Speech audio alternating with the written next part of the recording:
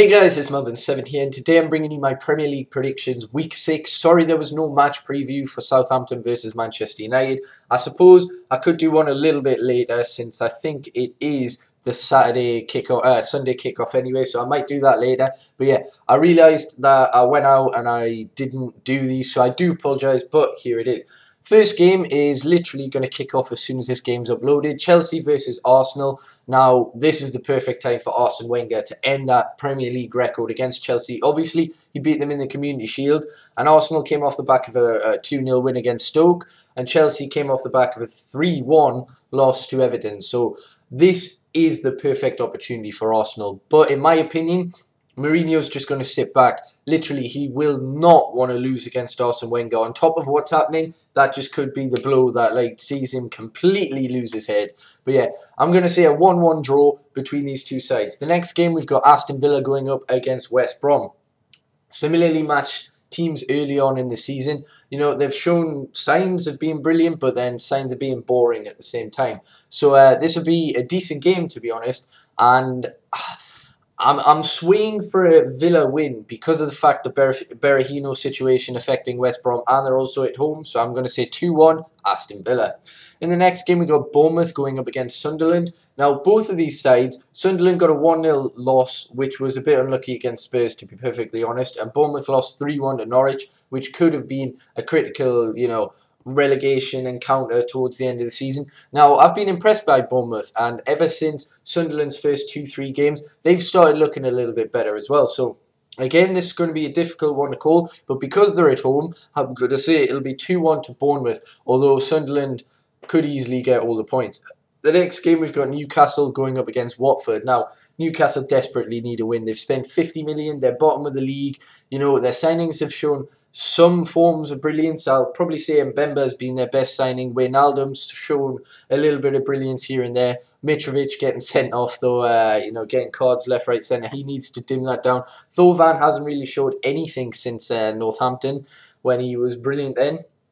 Watford, on the other hand, look fairly good, to be honest, and they got a very unexpected win against Swansea, so credit to them. It's not going to be an easy task, but again, Newcastle really, really need to beat these, especially if they don't want to be in a relegation dogfight at the end of the year. These are the sorts of teams, no disrespect to Watford, that you have to be beaten. So I'm going to say 2-0 to Newcastle United. In the next game, we got Stoke going up against Leicester. Now, Stoke are really, really doing bad. I don't think anyone was expecting. A 2-0 loss to Arsenal isn't the worst because it's Arsenal. But other games that they've been pretty shocking.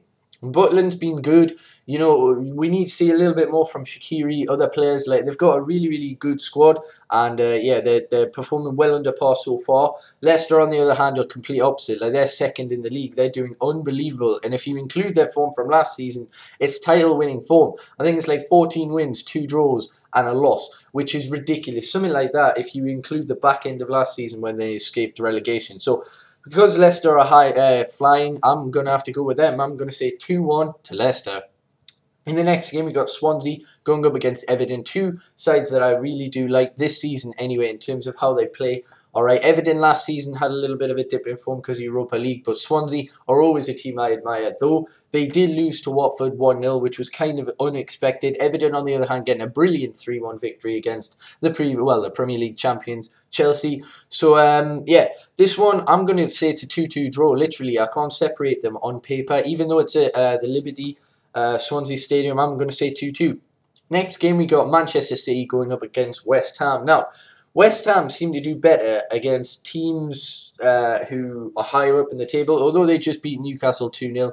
Fairly solid victory, but Newcastle were very, very poor. Man City getting a 1-0 away win against Palace. Now, I'm sure they struggled against Palace in the previous years. It's never an easy place to go, Selhurst Park, so, they won there, and they haven't even conceded. It's absolutely ridiculous. A perfect run for Manchester City. I think Company's ruled out, so they've got Otamendi. Let's see what he can do on his first full debut. So, I'm going to have to go with the City win. I'm going to say 3-1 to Manchester City. I think they will concede. Probably Payet, who's high-flying for West Ham, will score. Next game, we got Spurs going up against Palace. Two sides which I see pretty similarly matched, to be honest. Spurs below par again for the start of this season, but if Harry Kane can start, connecting with the balls. He's getting in the good positions, but he just can't finish, and he really needs that just for the confidence to believe, oh look, I can do it, I'm not a one-season wonder. And Palace, you know, they've got so much pace on the attack, and it's going to be a difficult game for Spurs. I'm going to say a 2-2 draw.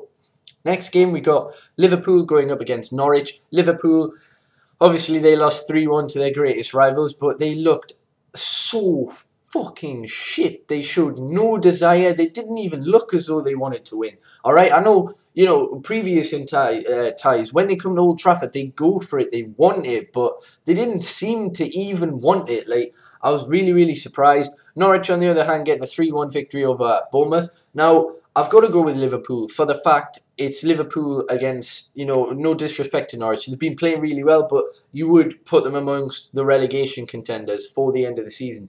Maybe they won't, but we'll see. So I'm going to go with Liverpool, but I wouldn't be surprised to see Norwich nick this, to be honest. But I'm going to say 1-0 to Liverpool. And the final game, we've got Southampton going up against Manchester United. Now, we got that horrendous injury to Shaw. That's worse than the PSV result, even though we did lose 2-1 there. Shaw getting injured. I really hope Louis van Gaal doesn't change it up too much and just puts Rojo as left back. Instead of moving Blind there, disrupting the partnership.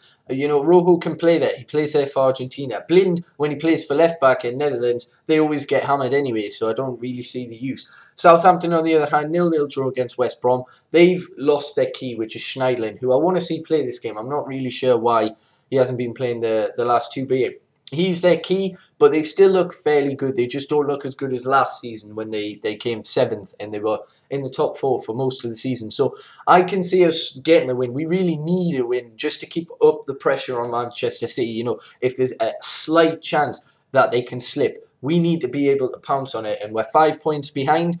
Compared to some other teams like Chelsea, it isn't too bad. Arsenal, I think, are 5 points behind as well. So we definitely need to win. And I think we will. I think it'll be 2-1. And I think Martial or Memphis will score in this game. Let me know what you think of my predictions. And sorry again, it's late. But yeah, hopefully you have enjoyed. And